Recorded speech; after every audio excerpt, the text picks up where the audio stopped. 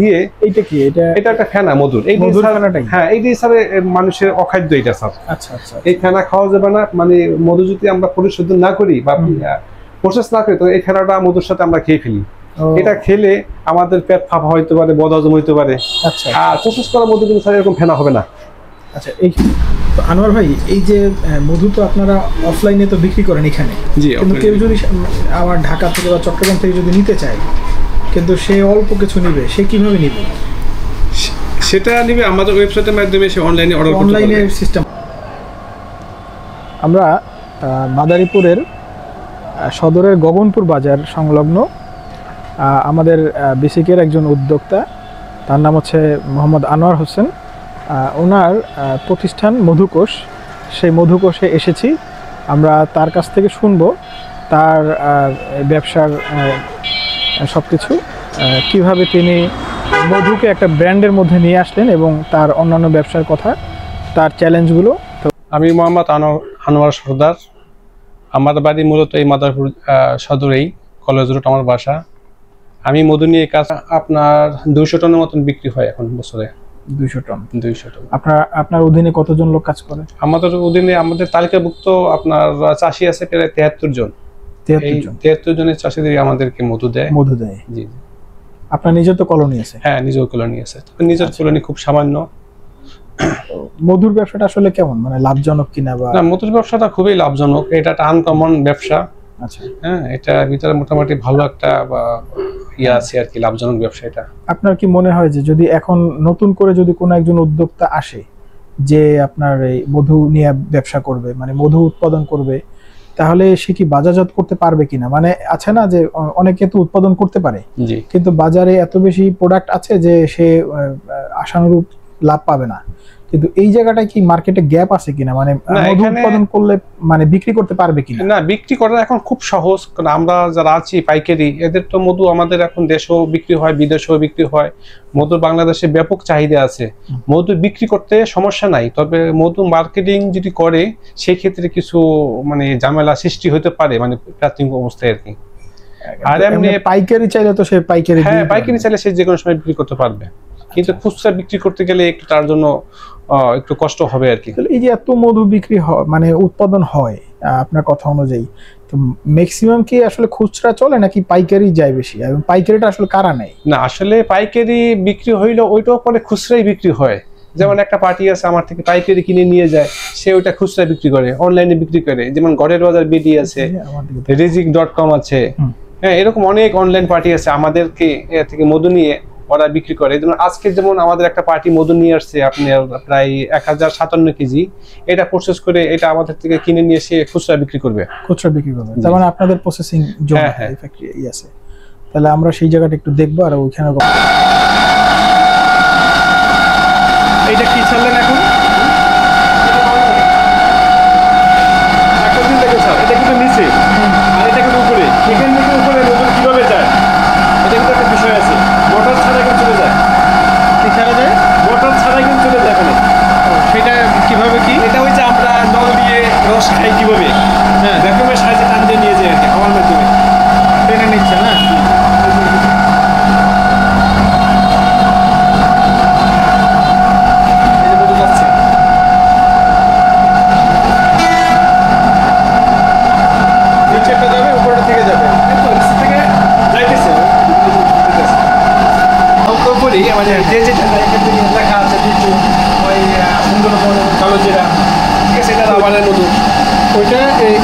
এখান থেকে ওইটার মধ্যে নিয়ে আসেন? হ্যাঁ, নিয়ে আসার পরে তারপরে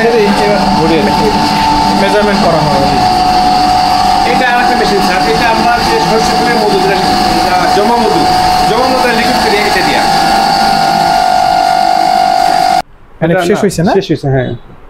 এই মেশিনটা কোন দেশি মেশিন? এটা চায়না থেকে আনা। চায়না থেকে আনা না? তো এটা জাস্ট এখন আমরা এটার আউটপুটটা দেখবো আর কি, না? জি। প্রসেস হয়ে গেছে।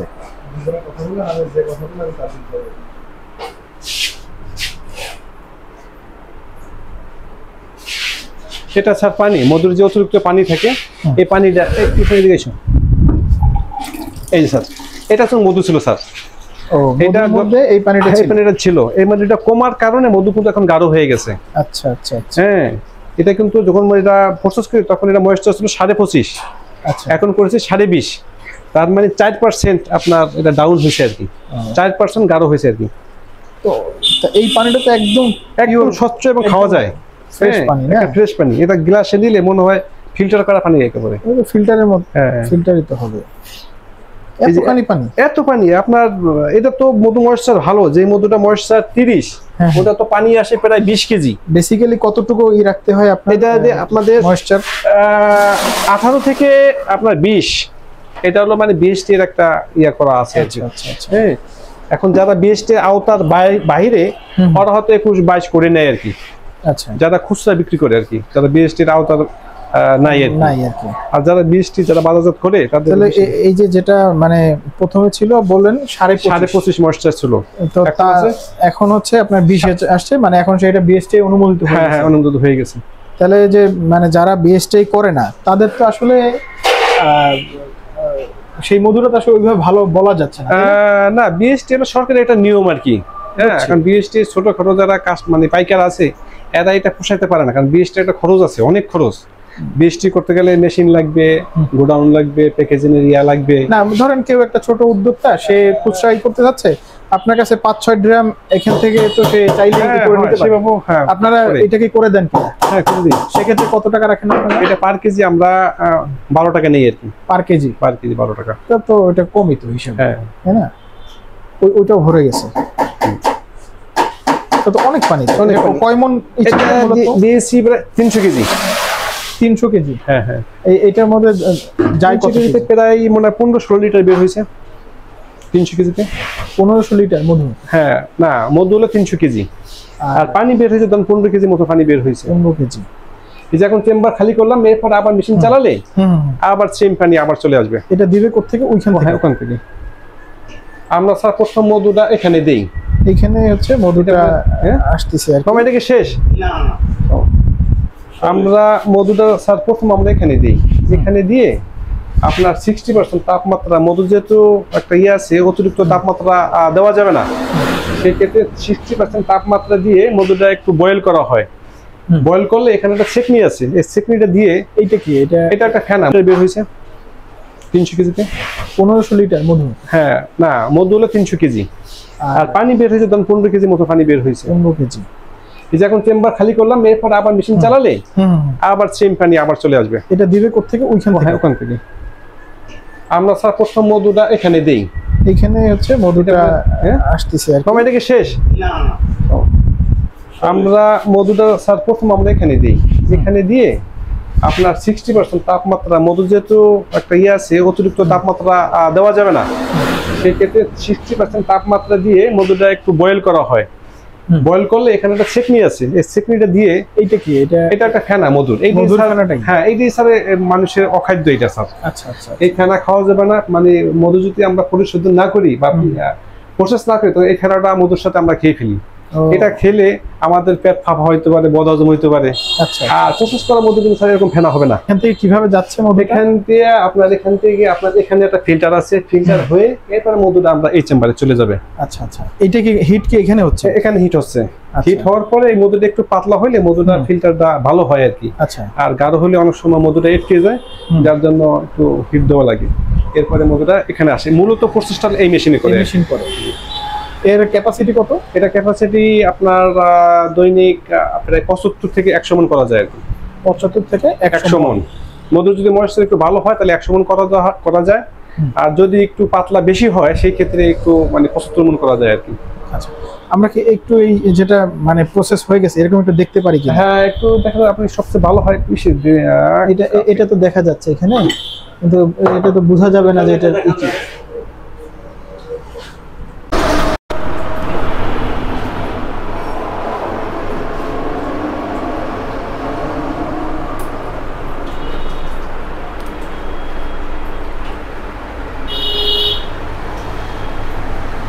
স্যার, এটা ময়েশ্চার আছে 32।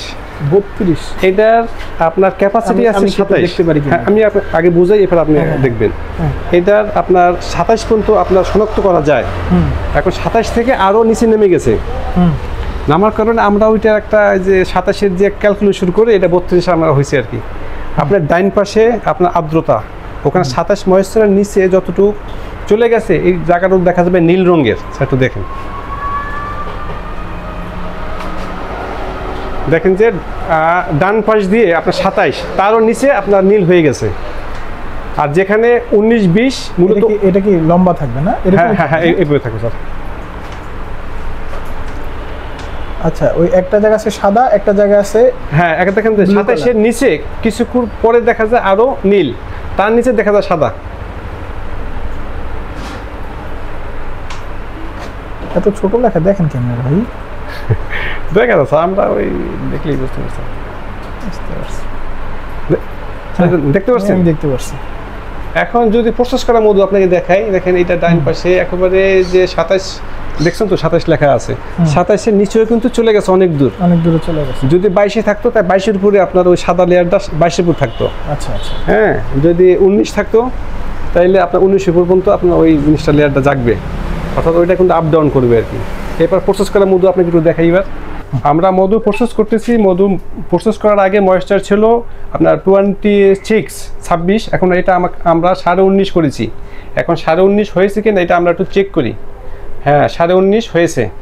হ্যাঁ, এটা এখন বিএসটি আপনার আন্ডারেই আছে এবং এটা খাওয়ার উপযোগী। আমাদের কিছু দাবি আছে এবং জেলা প্রশাসনের দাবি আছে। হ্যাঁ, আমরা কি কি করতে পারবো, কি কি করতে পারবো না, এটা এখানে লেখা আছে। হ্যাঁ, এটা এখানে লেখা নেই, এটা কিন্তু চুক্তিনামায় লেখা আছে। চুক্তিনামার ভিতরে এই লেখা কথাটাও চুক্তিনামার ভিতরে অ্যাড করা আছে। আমরা কোনো মধুই এই চুক্তিনামার বাইরে কিনতে পারবো না। এখানে মহিবুল্লাহ নামে 17 কন্টেনার মধু কিনছি, 863 কন্টেনার, এত টাকা দিয়েছি। এইটাও ডিসি অফিস থেকে মাঝে মাঝে এটা চেক করে যে আপনি এত তারিখ আনোয়ার সাহেবকে এতটুকু মধু দিয়েছেন কিনা। তো এটা চেক করার পিছনে কারণটা কি? মানে কেন? কারণ ওই যে আপনার ব্র্যান্ডিং, যেহেতু আপনাকে ব্র্যান্ড করছে, যদি কোনো অকারেন্স করি কিনা, সেই যদি অকারেন্স করি সেটার জন্য আমার লাইবিলিটি আছে। আপনাকে যেন তারা মানে যেহেতু তারা লাইবিলিটিস নিছে। হ্যাঁ হ্যাঁ হ্যাঁ, অর্থাৎ এটা একটা ভালো জিনিস যে আপনি সবসময় একটা নিয়ন্ত্রণের মধ্যে থাকবেন। চাইলেই আপনি নিয়ন্ত্রণের বাইরে যাচ্ছেন না, যাবেন আর কি। যদি যাইতে গেলে আমার এর জন্য স্বাস্থ্যমূলক ব্যবস্থা আমারও আছে। তাই আজ থেকে 90 বছর আগের কথা, তখন থেকে আমাদের মধুর ব্যবসা শুরু হয়। সে এই ব্যবসা মোটামুটি 50 বছর পরিচালনা করেছে। 1993 সালে সে মারা যাওয়ার পরে এরপরে এই ব্যবসা পরিচালনা আমি এখন করতেছি। এবং এই ব্যবসা করতে করতে এখনো আমরা অনেক প্রতিষ্ঠানটা অনেক বড় হয়েছে এবং এটা সরকারের পৃষ্ঠপোষকতায় আমরা আসছি 2021 সালে। বাংলাদেশের একমাত্র সরকারি ব্র্যান্ডিং এই মধুর জগতে আমরাই আছি। মধুর ব্যবসা যদি কেউ করতে চায় সেই ক্ষেত্রে আপনার পরামর্শ কি? মধুর কিভাবে আসবে? হ্যাঁ, এটা যদি কেউ করতে চায় আগে এটা কাজ জানতে হবে। যদি সে বক্স নিয়ে কাজ করে, সে বক্সের সাথে আমাদের খামারের সাথে দীর্ঘ 6 মাস 1 বছর থাকতে হবে, এটার ব্যাপারে প্রশিক্ষণ নিতে হবে। হ্যাঁ, এরপরে সে ব্যবসা পরিচালনা করতে পারবে। আচ্ছা, আপনারা তো দেখতে পাচ্ছি যে আমরা এখানে খুচরা মনে মধু বিক্রি করেন, তাই না? হ্যাঁ হ্যাঁ, খুচরা মনে। এই জায়গাটার ঠিকানাটা কি আসলে? এই ঠিকানা আছে মাদারীপুরের শহরের গগনপুর বাজার। এটা গগনপুর বাজার। তো সেই ক্ষেত্রে আপনার মধু আইটেম কি কি আছে, মানে কি কি পাবে এখানে? এখানে কালোজিরা আছে, সুন্দরবন আছে, লিচু আছে। কোনটার খুচরা প্রাইস কি রকম? এটা হলো কালোজিরা ফুলের মধু, এটার রেট হলো 500 গ্রাম 600 টাকা। 500 গ্রাম 600 টাকা। এটা হলো সুন্দরবনের খলিশা ফুলের মধু, এটাও 500 গ্রাম 600 টাকা।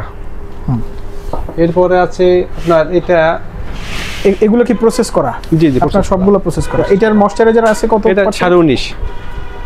এটা আছে ধনিয়া ফুলের মধু, এটা 500 গ্রাম 430 টাকা, এগুলো খুচরা মূল্য। ঠিক আছে। এরপরে লিচু ফুলের মধু আছে, ঠিক আছে, এটা হলো 250 গ্রাম, এটা 310 টাকা। আর সবচেয়ে বড় জিনিস হলো স্যার, সারা বাংলাদেশে হাজার হাজার কোম্পানি আছে। বাংলাদেশের বিএসটিআই ট্রেডমার্ক সবার জন্য সবাই করতে পারবে, কিন্তু আমরা একটা কথা এখানে লিখি, জেলা প্রশাসনের পৃষ্ঠপোষকতা, খাঁটি মধুর নিশ্চয়তা, এই যে একটা আনকমন জিনিস, এটা কিন্তু সারা বাংলাদেশের ভিতরে কেউ লিখতে পারে না, একমাত্র আমরা স্যার। তবে বিএসটিআই ট্রেডমার্ক এগুলো সবাই করতে পারে, কিন্তু বাংলাদেশের কোনো কোম্পানির আপনার এই যে একটা কথা লেখে, এই কথা কিন্তু কেউ আজ পর্যন্ত কেউ লিখতে পারেনি কে। এবং আমাদের প্রাইভেট সাইনবোর্ডও কিন্তু জেলা প্রশাসনের পৃষ্ঠপোষকতা পরিচালিত হচ্ছে, এটা কিন্তু আমরা লিখি, এটা কিন্তু কোনো কোম্পানি লিখতে পারে না। সবচেয়ে বড় জিনিস আমাদের স্যার। আনোয়ার ভাই, এই যে মধু তো আপনারা অফলাইনে তো বিক্রি করেন এখানে, জি, কিন্তু কেউ যদি আমার ঢাকা থেকে বা চট্টগ্রাম থেকে যদি নিতে চায়, কিন্তু সে অল্প কিছু নিবে, সে কিভাবে নিবে? সেটা নিবে আমাদের ওয়েবসাইটের মাধ্যমে, সে অনলাইনে অর্ডার করতে অনলাইনে পারবে। সিস্টেম আছে? হ্যাঁ, এবং স্টেট পাস কুরিয়ারে তার বাসায় মধুটা আমরা পৌঁছে দেওয়ার ব্যবস্থা করতে পারি। অনলাইনে চার্জ কত নেন আপনারা? অনলাইনে চার্জ 110 টাকা আপনার 1 কেজি আর কি। 1 কেজির মধ্যে 110 টাকা। সেই ক্ষেত্রে আপনি মানে তার আপনাকে পাবে কিভাবে? অনলাইনে অ্যাড্রেসটা যদি বলে দেন একটু। পাবে বলতে সে তো আমাদের ওয়েবসাইটের ঠিকানা দিয়ে দেয়, মোবাইল নাম্বার দিয়ে দেয়। ওয়েবসাইটের অ্যাড্রেসটা বলেন একটু। হ্যাঁ, আমাদের ওয়েবসাইটের নাম হচ্ছে www.honeybangladesh.com। হানি বাংলাদেশ। ধন্যবাদ।